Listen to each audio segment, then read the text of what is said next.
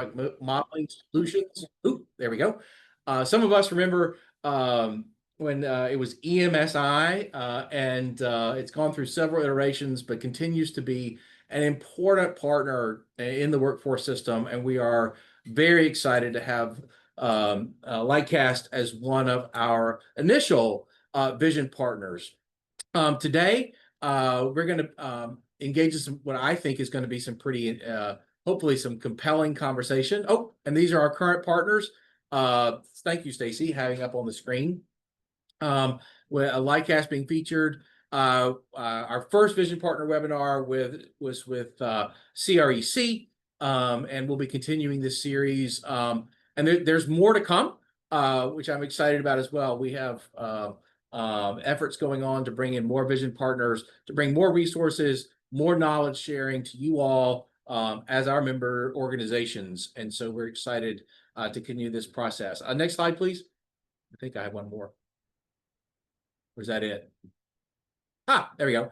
So today, what we're going to do is in just a moment, we're going to get to watch a video of a conversation between myself and Chris Kibarian, the CEO at Lightcast. Chris was not able to join us today, but I was able to spend some time with him talking about sort of future-ready workforce, the intersection with labor market data, and sort of strategy within that. So we'll have about be able to view that conversation. And then subsequent to that, I'm going to introduce Josh Wright. Josh from Lightcast. Josh and I actually go way back in my days, in his old EMSI days. But for him to facilitate a conversation with three partners that they work with in the workforce system around sort of this construct of powering a future-ready workforce with labor market data. So you get to see it sort of live in action, which I think is really important to be able to see what these partners mean in terms of how you can leverage them to create greater impact in your communities. So I know we've got a jam-packed agenda as we go through. The chat function is turned on. So if you have questions or comments, I've already seen a couple of things sort of pop into the chat. Please feel free to put questions there. My good colleague, Jay Gentry, on our team here will be monitoring the chat. We may or may not have time to get to questions during the actual session, just based on the amount of ground we need to cover. But we'll make sure that we get responses back to you in those questions as part of follow-up. And then as we're going through, if there's any technical issues, my good colleague, Stacy Height, who is not on camera right now, is providing technical assistance and background. So you can ping her privately in the chat for any technical assistance. So all that said, I think we're ready to go for the conversation between myself and Chris. So Stacy, we are ready for the introductory conversation video.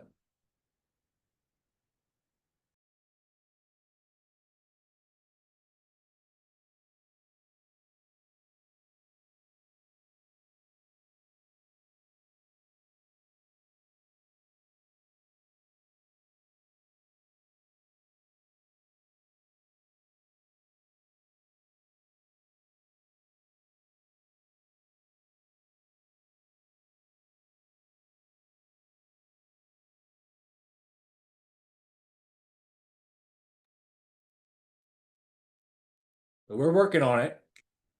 Stand by for just a moment. Apologies.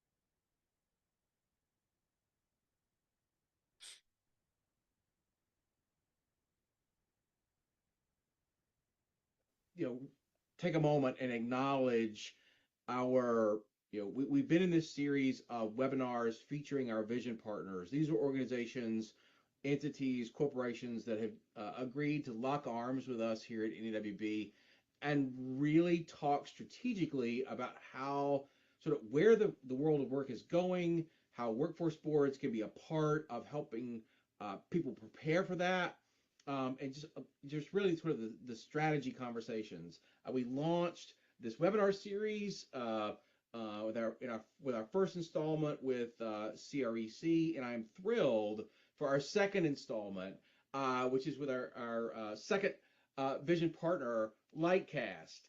We are joined by Chris Kibarian, CEO. Chris, thank you so much for being here, taking the time to have this conversation. I know there's lots going on in both of our worlds, but so glad you're here today for this conversation, and that you see real potential around impacting communities by locking arms with us here at NAWB as a vision partner. So thank you so much for being here. Terrific. Well, I'm thrilled to be here, Brad. Yeah, it's just I'm thinking, I mean, you guys, I've known, and many of our sort of the folks who will be watching and who are in our webinar today, like I remember the MZ days, and I remember, way back, and just how important having somebody like an MZ and now Lightcast connected to the labor market world, because the information that boards would get from their state DOL or from Bureau of Labor Statistics, like there was some utility there, but it really needed something else. And so many other things were coming into the market. Could you, if you don't mind, there might actually be somebody watching today that may not be familiar with you. If you don't mind, tell a little bit about sort of Lightcast, the journey that you're on, and sort of how you engage with the workforce board and the workforce system.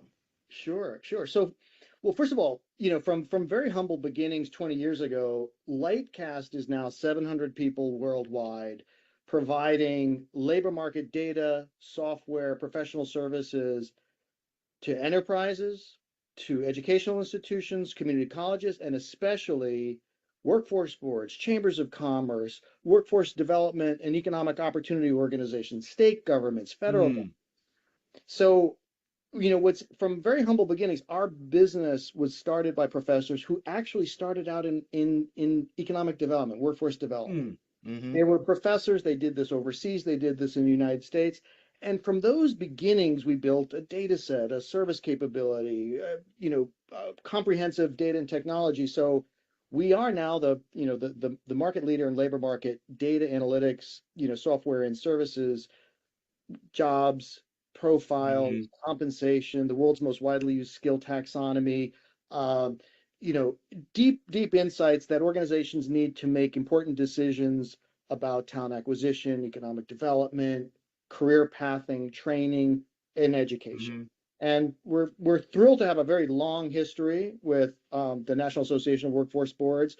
And we're super excited about workforce boards because this is a critical time in the industry and also in the United States, especially, where talent scarcity and skill velocity are becoming such acute problems for regions and cities. And it's really only the workforce boards that have such acute and keen understanding of their local marketplace. Yeah. And it's that deep understanding that enables them to be some of the most well-positioned partners for enterprises who are struggling and who really don't know how to be competitive, how to find, the kinds of talent they need and to create those unlocks. Well, I think it's so, and I tried to catch that phrase. It was a beautiful phrase, and I'm glad we're recording this because I want to make sure I go back and catch it. But it was the sort of the pace of change within the talent acquisition space and the competency space, like that continues to accelerate. One of the themes we actually explored a bit this year at Forum, which is our big gathering, and I know you guys as Lightcast have been a sponsor of that, we've been really talking about the implications of like the speed of change is faster than the evolution of the system. And so how do we think about that? How do we, as a system, how do we think about that as NAWB supporting that system?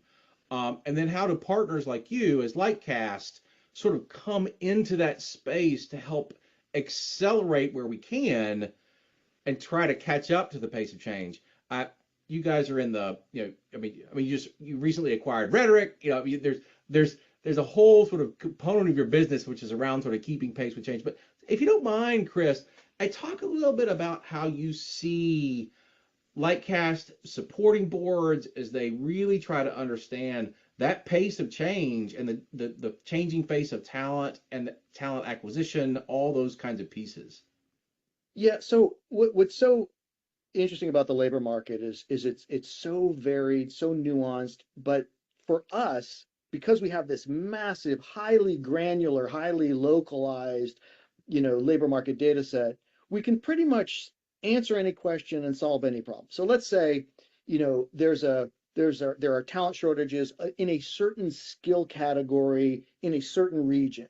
We can assess essentially where that talent is and how do we actually attract that talent into the region to create the abundance Hmm. of supply that employers need to be competitive. We Right. develop things like workforce development portals like cyberseek.org. We do this for the restaurant industry. We do it for the welding industry to create compelling reasons to attract people to a profession, to a city, to a region for more opportunity. So we help elucidate that for for the demand side, the employers and the regions that want to attract that talent. Yeah. Other areas, boards are trying to figure out how do we skill enable people so that they're prepared for the jobs that are coming at them. Right. This is what's so interesting about the disruptive changes with AI, robotics, automation.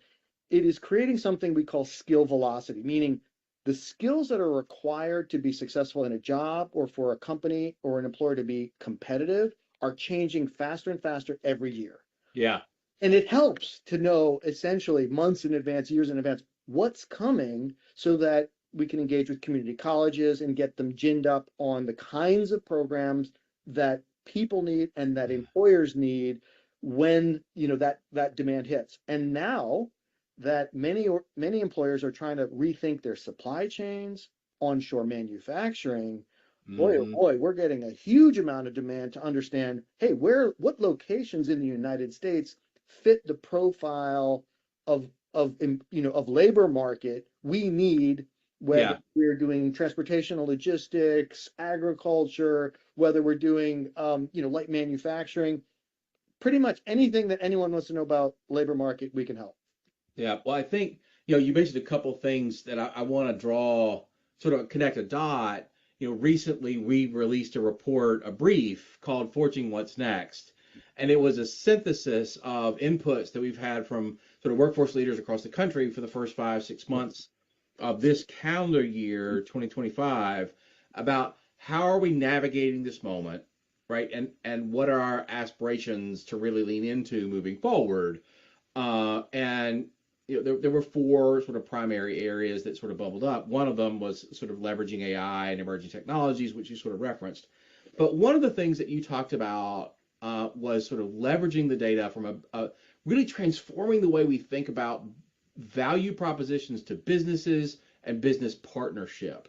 If you don't mind, Chris, can you talk a little bit about how you see Lightcast as a part of a board really trying to rethink how it executes this concept called business partnership? Yeah, well, first of all, this is such a challenging environment for everyone, right? On the one hand, you know, resources available to boards and to cities and states are being more and more constrained. So everyone's trying to Right. do more with less, right? Yep.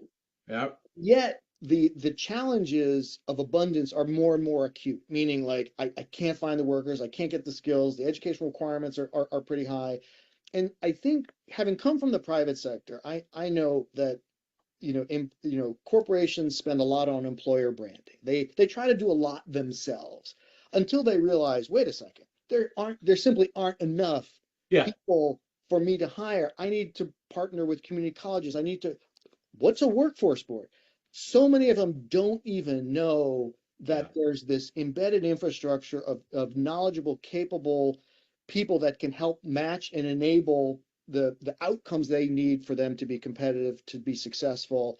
And so I do feel like, it's a ripe opportunity for workforce boards to be partnering with the local employers that have a need. It might be a training need. It might be help brokering a relationship with the community college to create the skilling environment so they're getting a feed of talent. And I think a lot about where to focus, right? Because when I Mm, think about college graduates, people with credentials, they've got the benefit of a career services organization to help them. But what about yeah. a high school graduate? What about someone who recently immigrated to this country? Frontline workers, I think are, to me at least, are the ones that can benefit most from what a workforce board can broker and enable in the service of employers that are creating that opportunity. And as you all know from the data we provide, there are still more jobs than people, Oh yeah. and it's acute everywhere. And so we got to get people off the sidelines.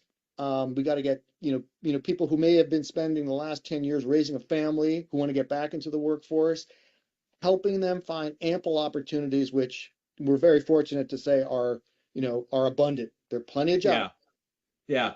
Well, and I think, I mean, it's a great point, and I know we're going to have some, your team's going to have some extended conversation around sort of how that really comes to life when a board and Lightcast, a board is really leveraging Lightcast and thinking strategically from a data perspective.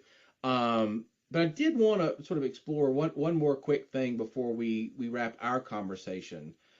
I was always of a mind way back in the day when I started in this business, I was a job developer, right?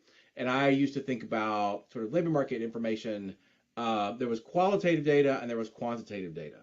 In a lot of ways, sort of the Lightcast world is kind of the quantitative data that really empowered me as an old job developer to do the qualitative data. You helped me know what the conversation ought to be about. You helped inform my questions about how are you thinking about competition and how are you thinking about whatever, right? So when you mentioned a little bit earlier, Chris, like some of the changes and the skill velocity, which I love that I wrote it down. That's the concept I wanted to capture. Um, the skill velocity piece, right? 10 years ago, everybody and their brother was starting, and I don't mean to belittle it because it was really powerful and very important. Everyone was starting, like coding camps, Mhm. right? Everybody, not everybody, but I mean, they were all over the place. Now you have agent, whatever the word is in AI, like they do all that. So Yeah. all those jobs that we thought were going to be connected to coders, nope.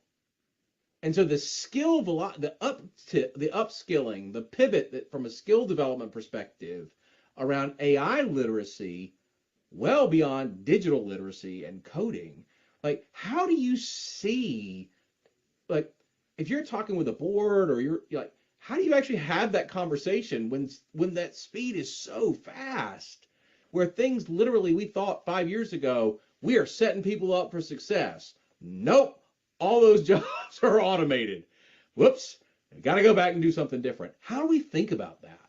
Well, first of all, it's a great question because there's so much hype out there, right? There's so much hype and noise about, what the world's going to look like in 5 years, 10 years. And the reality is, no one really knows. That's why data is really the true arbiter. uh So, I do encourage people to engage with us to get factual understanding about what is happening in their marketplaces and in what professions. You're absolutely right. AI, robotics, other forms of automation are in many respects creating high productivity gains. But I would be cautious about the kind of the prognostication that there are not going to be any more coder jobs anymore. The reality is we're big believers in AI literacy and proficiency, meaning bring AI to your job, to your profession, be better at mm, what you do, serve customers faster with higher quality, have a better quality of life yourself. And I think more employers realize I don't want to lose my institutional knowledge. I don't want to lose those customer relationships. We're still humans, right? And if we get better and better at what we do, then ultimately we can harness AI to be mm, powerful. But you're absolutely right. There's, anyone I've got two kids in college right now, and I'm encouraging them to develop durable skills like leadership, communication, Yeah. teamwork, collaboration, the ability to take a problem and structure it, analyze it, research it. These are, necessary anywhere and absolutely everywhere. But the ability to say, hey, I have enough proficiency with AI to be able to automate something, do something faster, do something better, it's going to be a part and parcel of everything we do. But Hmm. I am supremely confident that I would never bet against America. I think America is by far the most dynamic workplace, and the workforce boards are serving and working in some of the most dynamic communities on the planet. And when a big semiconductor manufacturer created a plant in the US, a lot of people say, hey, there aren't enough workers with the right skills, and we help them understand where potentially automation helps you deal with Oh, yeah. some of the skill gaps, and therefore then let's train for the things that we cannot automate. And ultimately that's been successful. We can't always name who our clients are, but the reality is the devil's in the details, and we can help organizations, especially workforce boards, find develop really keen strategies that make sense, so there's no wasted effort, there's no wasted time. To your point, how many coders did we train in West Virginia Right. for jobs Right. that didn't exist in West Virginia? Right. Yeah. Yeah. Yeah. I think, building better strategy, grounding it in data, leveraging relationships like what you guys as Lightcast can put on the table, and quite candidly, actually help us bridge, because there are some boards that don't have an existing relationship with their community college. You guys are deeply involved in the post-secondary world, helping to inform, right? And all those things need to that when they function at their best, they are interconnected. You've got the relationship with economic development. You've got the relationship with the chamber, with the community college system, and it's all grounded in the same sort of information informing strategy, which is embedded. The data part is all embedded there, and you can ask better questions. Well, listen, I know we've got some great folks that our teams are going to be having some conversation with for the rest of this webinar. But I so appreciate, Chris, you taking the time. I know lots going on. Again, sort of plugging the fact that a recent acquisition in the UK, really continuing to expand kind of like your not just your footprint, but the way you can deliver. And I've always been impressed, even all the way back to the origination of 20 years ago with MZ, like the mission drivenness of Lightcast. And just really impressed with you. I'm so grateful and thankful that you've come alongside as a vision partner here at NAWB, and look forward to continuing these conversations, and hearing what sort of is going to come up next in our webinar. So, Chris, thank you again for the conversation. Thank you so much, Brad. And like I said, we look forward to a continued partnership. We love your members, we love your organization, and this is the moment. This is the moment for workforce boards to really show what they can do, and we look forward to helping. Good. Thanks so much. Cheers. Great. Well, I hope you enjoyed that conversation with Chris. Again, he was unfortunately unable to be with us today, but appreciate him taking the time to have a conversation with me, and then us be able to share that with you on the various topics that we talked about. Now we're going to transition to Josh Wright, one of Chris's team members, colleagues there at Lightcast, for the remainder of today's session. So, Josh, I'm going to turn the program over to you. Thank you so much, Brad. I really appreciate that. Really appreciated the conversation you had with Chris, our CEO. Hope everyone can hear me okay. I have got, we've got just a one slide to frame who's going to be on the panel here today, and very, very excited for this conversation. We have an all-star cast of data-driven workforce leaders who I'm just going to be interviewing here for the next 30-ish, 25, 30 minutes, and then we'll open it up for questions after we wrap up. So instead of going through a round of introductions, we're gonna, to speed up the conversation, I'm gonna ask each panelist to introduce themselves when I tee up the first question. And the goal here is to really share practical data-driven best practices and outcomes, and to do that with folks who are on the ground, who are leading their workforce organizations, using data every day, especially as Chris said right at the end of that conversation, to meet this moment. We are in a moment. This is the moment for workforce boards to really shine.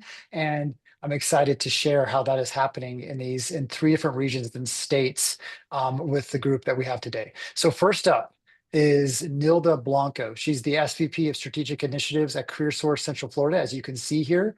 Nilda, we had the privilege of doing, I'm just going to tee up the question for you with this by sharing a quote that you shared with us. Back in October, Lightcast hosted a Future Ready Workforce Summit in Orlando. You presented at that summit, and inside in your presentation, you said this: workforce development is about turning raw data into actionable insights to help build a resilient, skilled, and a dynamic workforce. I wanted to share that quote because I think it encapsulates workforce development so well. So kudos for putting that in one very succinct quote. And speaking of turning raw data into actual insights, hoping you can start the conversation today by sharing, what are some of the data points and actionable insights you're trying to provide right now to whether that's regional partners, employers, job seekers, funders during this really pretty turbulent time. Well, thank you so much for having me here, Josh, and happy to be among the colleagues here today. I think one of the interesting things, that was brought up in the video is that, we're really, as workforce boards, we're really at we sit in the intersection of community development, workforce development, economic development, and being able to look at data and also the qualitative part of that, with conversation and partnerships and really understanding, what's most important and impactful is really key, I think, to moving forward. For us, tactically, I can give you some examples of how we're using data to really drive informed decision-making. For a long time, we really focused on industries of focus as a board from a strategy perspective and said we wanted to lean into these industries and understand their talent needs.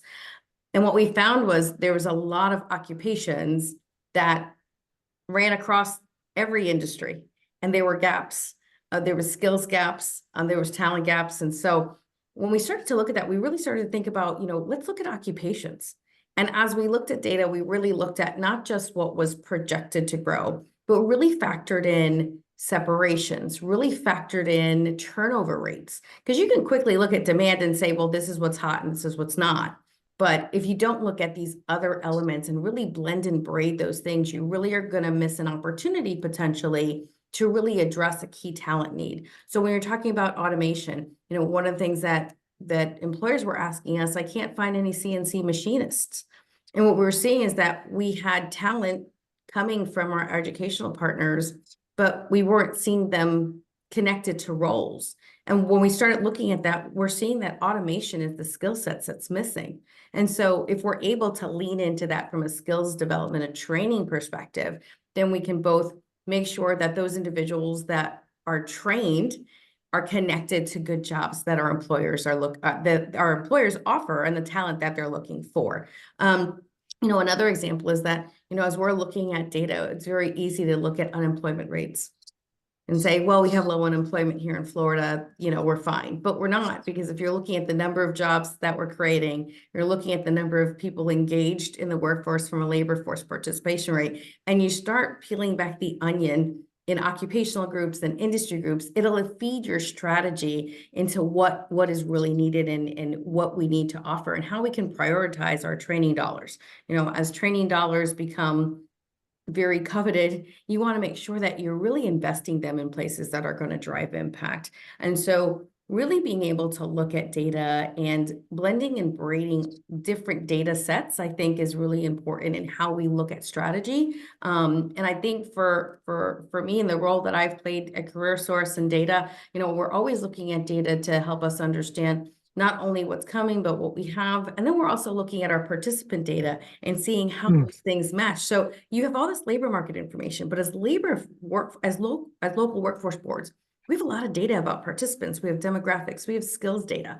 we have program completion rates. There's a lot of different data that if we really peel the onion back and make those connections, we can see one, where we're driving impact. What are the characteristics of the individuals coming to us that need skills training? And then what are those demands, and where are those pivots with our educational partners that we may have to make in order to make sure that we are providing, career ready workers for those jobs. And so, we can probably talk about this all day, because this is probably one of my favorite subjects, as you can tell. Yes. But yeah, I mean, at the end of the day, if we're able to look at these data points and really create those insights, we can drive impact that's really going to make a difference in our communities. Thank you so much, Nilda. That's great insight there. I know there'll be things that we want to, continue to peel back that onion, as you mentioned, as even in this conversation here in a moment. But I want to move to our second question for our second panelist, and it's David Snipes. David from the Greater Ohio Workforce Board. And I've paused sharing the screen just because we had I've had a bit of a technical difficulty, and I want to be able to see, and so I want to see my panelists. So, and we just had that one whole placeholder slide. We'll have a couple more slides to share just in a moment. But David, on that point, I'd like, I know we were able to have a conversation before this webinar just to kind of prepare. And you mentioned how your organization serves about half of the counties in Ohio, most of which are rural. And you mentioned that, you've worked with our team at Lightcast to do both a comprehensive kind of custom labor market analysis and leverage Lightcast demographic drought, the rising storm research, others in your work and your strategic planning. And I'm curious of what type of data right now in this moment is resonating for your organization and for your partners. Yeah, thanks, John. Thanks for having me. And to Nilda's point, we talk often about labor force participation rate.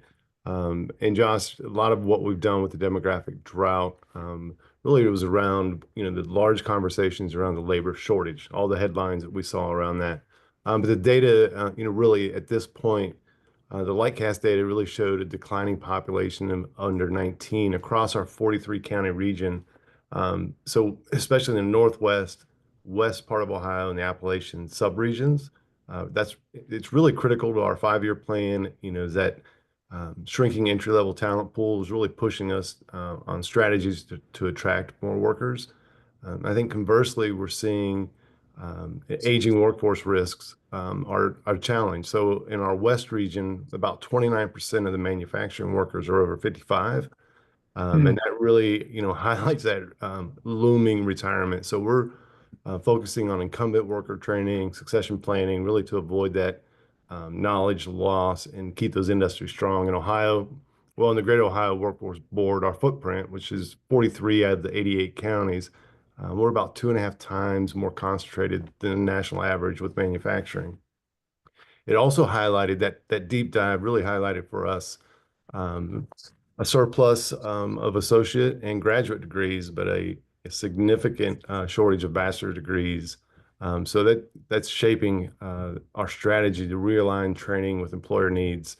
And then beyond Lightcast, we're seeing kind of national trends like remote work shifting, populations to suburbs, which, that really showed in that data set, Josh, in our central region, that donut effect is really a key opportunity that we're trying to leverage to attract talent, particularly with our low cost of living.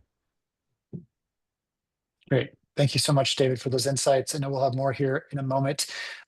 Last but not least, our third panelist, Todd Nielsen, director of the Colorado Urban Workforce Alliance. Todd and I have known each other for a very long time. Great to have you on with us, Todd.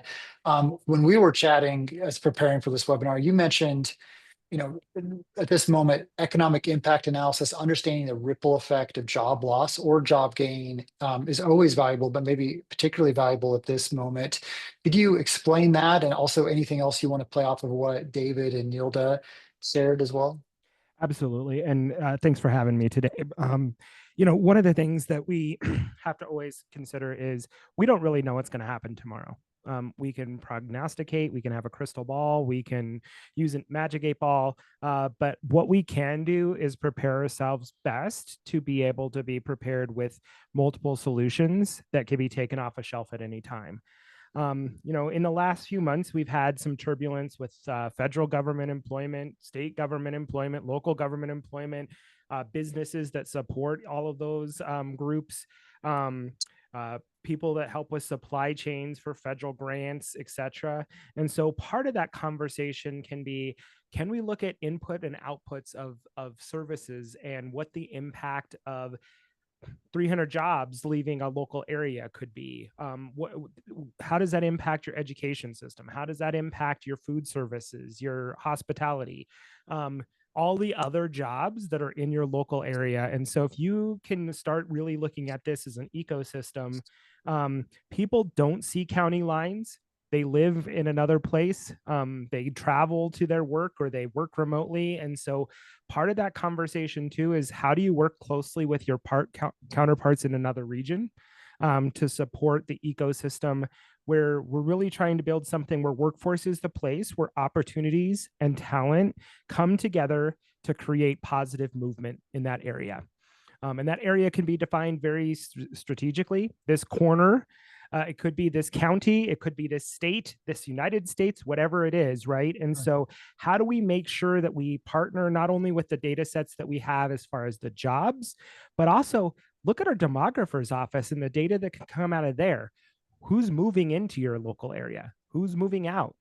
Is there a predominance of young people coming in? Okay, so how do we support that? Is there a predominance of older people moving in because they may be moving in with their children now?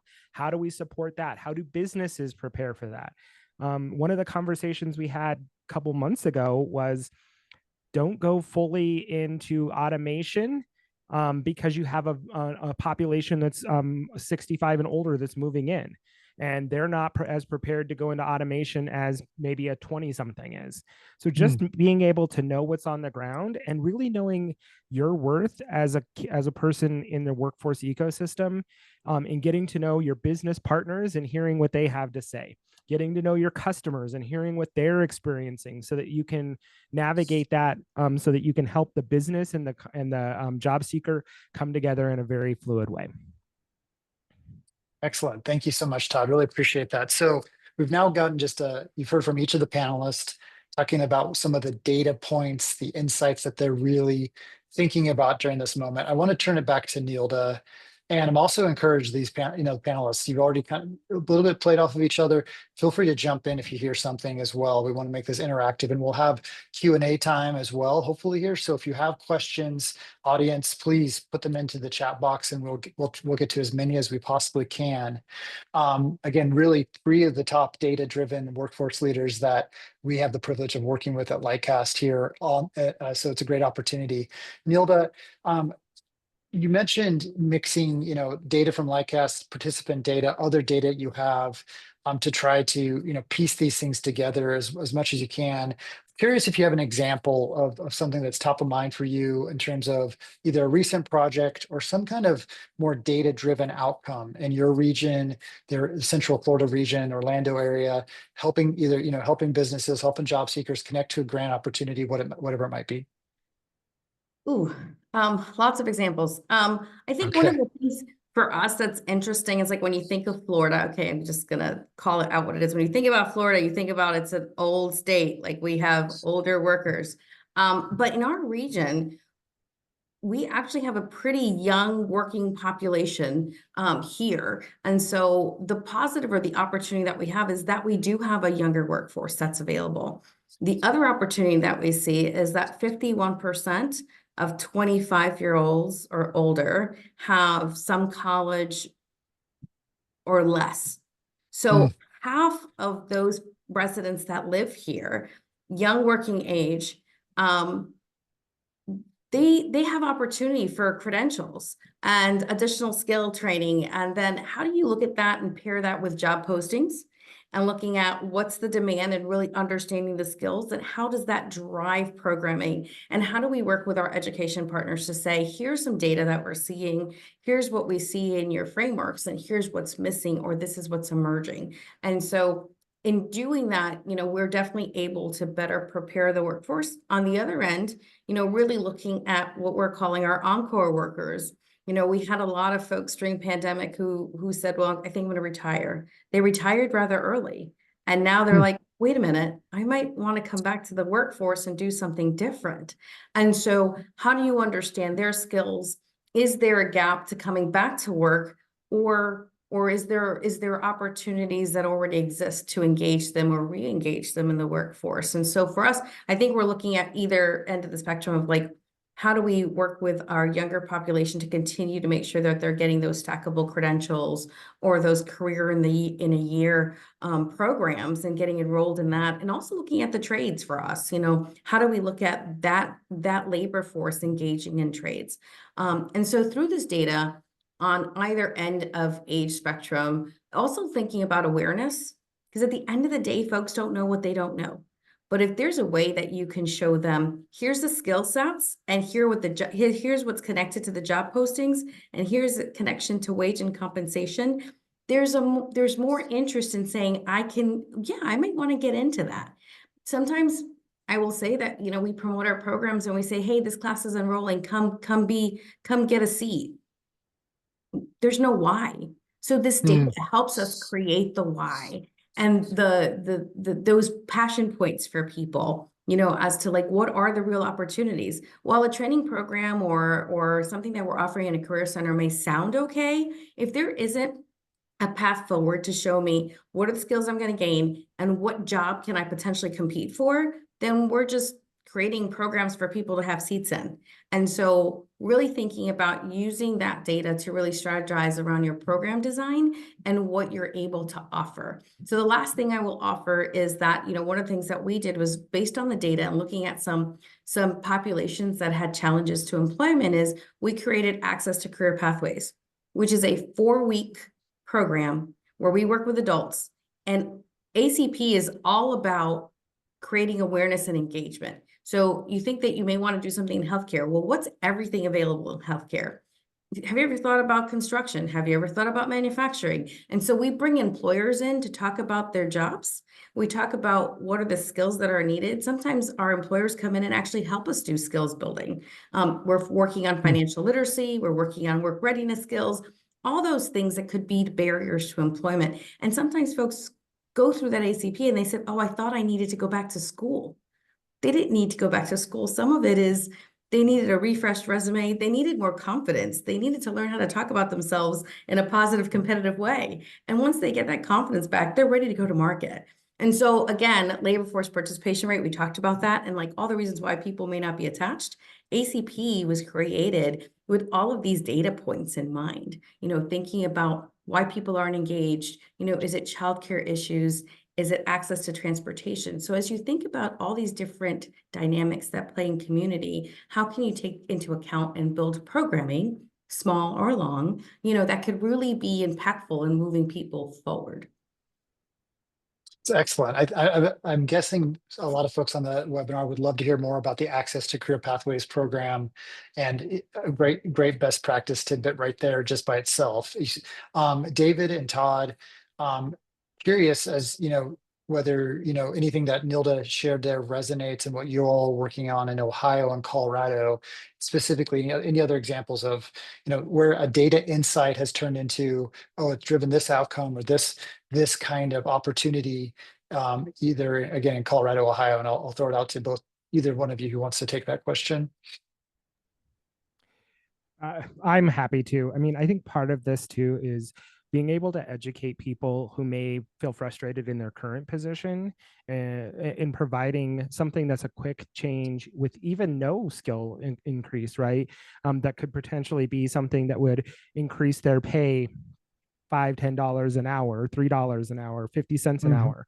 I mean, a good example is Nilda talked about CNC machinists a while ago during the first conversation, right? And so we were working with a manufacturer, and there was a group of CNC folks that were at the top of their pay range and weren't necessarily frustrated, but the business wanted to support their growth. And so part of that conversation was, how do we get those machinists to become the mechanics on those machines and make $12 an hour more? How do we get them to learn to become a full-on machinist, not just a CNC machinist, in a different area that they could use their skills without having to upskill dramatically, to get to a better paying or a higher paying job. And so parts of that conversation can be some of that incumbent worker training, or that's that support on how to make a young person or a seasoned person take that next step without having to leave that organization, or without leaving that type of work. Same thing can happen with teachers, right? You can upskill a teacher to become a special education teacher, or a teacher leader, or a assistant principal. Some of those things can be quickly done without having to go through additional, making $30,000 investment in yourself. And so parts of that conversation is, how do we support that with the business to either create their own training opportunity, partner with an organization that can do that training opportunity, but ultimately we're keeping people employed and leveling them up to the next level, which I think is incredibly important to think about. It's not just about finding people jobs, it's about creating career pathways for their whole life, so that we can serve them from 4 to 100, or sorry, from 14 to 114. I don't work down with the 4-year-olds yet. That's a little bit, but we need to think about that. That's the other piece that we have to really think about. Where's our pipeline in elementary school, and where are they going to be in 10 years, so that we know how much automation do we need to have, and how can we support that process to make sure that people who are living in our local area have the services that they need, the food, the hospitals, the whatever. And how do we incorporate automation into this process so that we can do more with less people, but also upskill those people to be able to use that automation effectively. I love that. I mean, skills transferability, if you think about that, it's like, it's this, I guess sometimes if you think about I've been in workforce for a long time, so I kind of can understand this perspective, is that if you look at the Workforce Innovation Opportunity Act, right, it talks about populations to serve and all kinds of, and different populations. And yes, and it's like, yes, and how do we also think about skills transferability? Because if we're adding new talent to our communities, having folks career in a year, or any of those options, but we're not upskilling, we're kind of doing ourselves also a disservice. So it's looking at, those strategies and saying, how am I looking at workforce broad, and saying, how can I lean into areas, or that continuum, to say, how can we make a difference in that continuum, whether it's you're starting at K-12, to your point, to all the way to college level, is like, how do we look at strategies to address some of those things and make sure that we're looking at skills transferability. Shameless plug for Lightcast, but I will tell you that skills transferability tool in Lightcast is very helpful. And from a I'm looking at it right perspective, right? It's your OJT plan if you really think about it. So it's kind of like work smarter, not harder. But definitely, I love that you brought up skills transferability.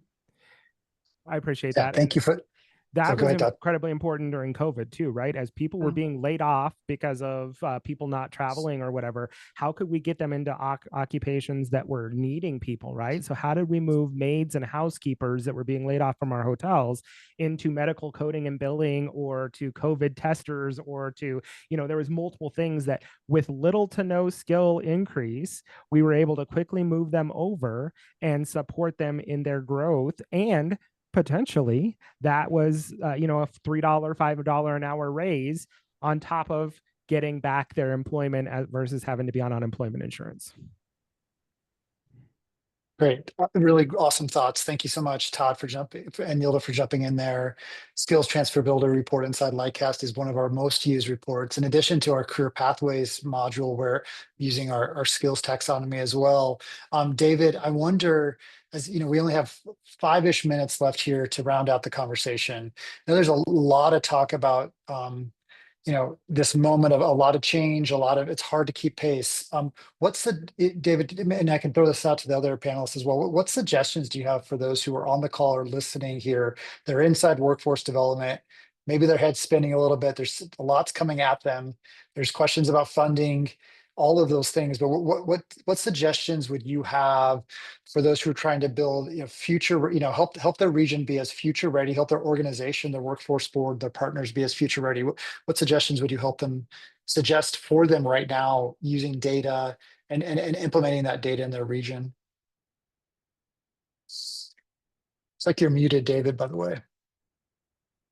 Yes, I was muted, and that's a loaded question to answer in 5 minutes, Josh. I would say data is really your superpower. I've been using, we go way back to MZ. I think when you guys first came out, we saw the value in it. So really, it has been our secret weapon. And Josh, I'll just jump back with the Lightcast demographic drought. We customized those reports for our sub-regions, and we've gotten incredible mileage out of that. So we found it, really extremely helpful to meet with, economic development, workforce, and particularly businesses. And I've never seen a reaction to the data as we have with that demographic drought, and particularly customized, but presenting the data in a clear, visually compelling format for businesses. They typically don't engage with that kind of data, but it resonated with them because they were feeling the pain. Why can't they find workers? But those conversations and that data really opened the door to a deeper collaboration with businesses that are helping drive those strategies. So we're seeing a big uptick in apprenticeships, OJTs, and incumbent worker training. So I think I'd round it out with, the data really is the power, but make it presentable in a visually compelling format. And Lightcast, that's what the beauty of your data does that. So yeah, that's my recommendation. That's great, David. Thank you. Nilda and Todd, what are your recommendations? What are your suggestions here for folks who are trying to navigating this moment? You want to take that, friend? I feel like there's so much to be said in this little snippet of time. To be honest with you, I think data, insights, and storytelling, if I could put those three things together, is that at the end of the day, when you're really thinking about in this space that we're in, how do you drive impact but demonstrate value, not only to career seekers, to stakeholders, to educators, to government officials, and I go back to that in the workforce boards, we sit in such a unique position at this intersection of all of these systems, and being able to understand those systems, look at data that is important to that ecosystem, and being that workforce intelligence expert to say, let me help you understand what this says. And then from that, you can get conversation around how do you collaborate and coordinate to really design something that makes sense and is going to make a difference, especially in times where resources are scarce or going to be more scarce. And so if you can blend and braid your data and blend and braid your funding, you can still continue to move things forward. And I think being able to work through that, I think, is going to be so important in this time that we're in. Preach. The other piece that we got to remind ourselves is we all need to work on this together, right? It's not us versus them. I want to say in Colorado, I'm super proud of how we take on data across the state. We've trained data experts from all 10 regions to pull the data consecutively and consistently across the board. And so whether you're in rural Colorado, whether you're in an urban area, if you're in a subwet urban location, you're able to pull that data, which also helps when we talk about if someone's out, that doesn't mean that it's the end of the world. Someone else can pick that up and pull that data for somebody and provide it to the customer seamlessly. Or if it's a bigger project, we can work on it to make sure that Nilda and Todd and David and Josh can all have a conversation from that local perspective, but really hit the data points that are needed. I want to say I'm really proud too about how we can incorporate all of that. So there's really not a difference between urban and rural other than the location. The issues might be bigger in one area than the other, but truly they're the same issues. It's just how we navigate that. And I really appreciate being able to work with my counterparts in the rural areas of Colorado.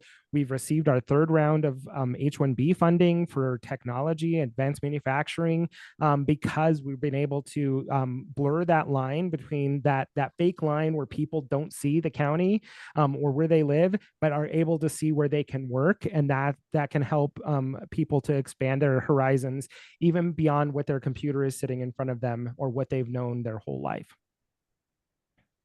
This is all excellent. There's a lot of nuggets being thrown out here, both in the chat and in this conversation. I'm going to just share, I'm going to go back to our slides. Apologies for my technical difficulties here. I hope everyone can see. Okay, so these are obviously the panelists. If we could give them a virtual round of applause, please do. I know everyone's on mute, so it's going to be a silent round of applause.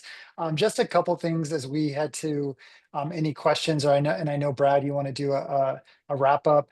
There are a few links here or a few QR codes to upcoming reports that Lightcast is going to be releasing. One of those is our 10th edition of our Talent Attraction Scorecard. We also have a grant writers toolkit that we are producing in partnership with NAWB.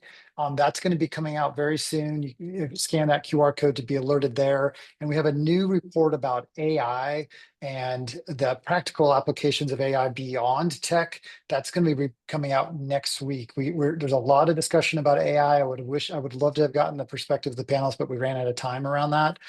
So those reports will be coming.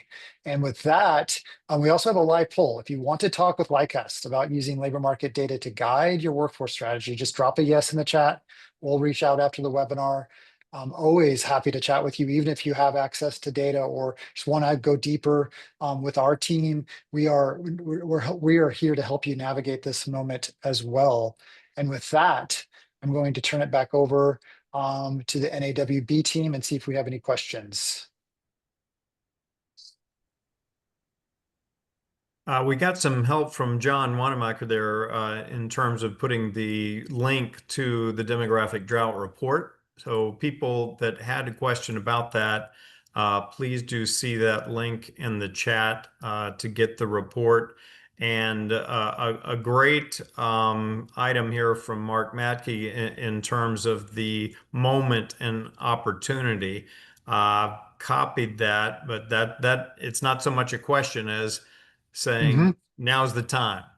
And there's going to be opportunity for looking at data and having a better workforce system approach to data.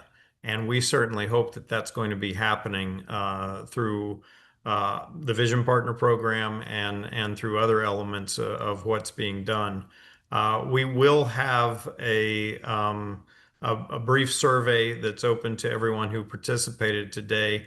And Brad, I'm going to turn it over to you for final comments. Thanks, Jay. And thanks, Josh, for facilitating that conversation. Nilda, Todd, and David, thank you for being a part of today's webinar. But more importantly, thank you for the work that you do in your communities. And for all of you who have joined today, thank you for what you do. It is our privilege and honor to represent, serve, and support you here at the National Association of Workforce Boards.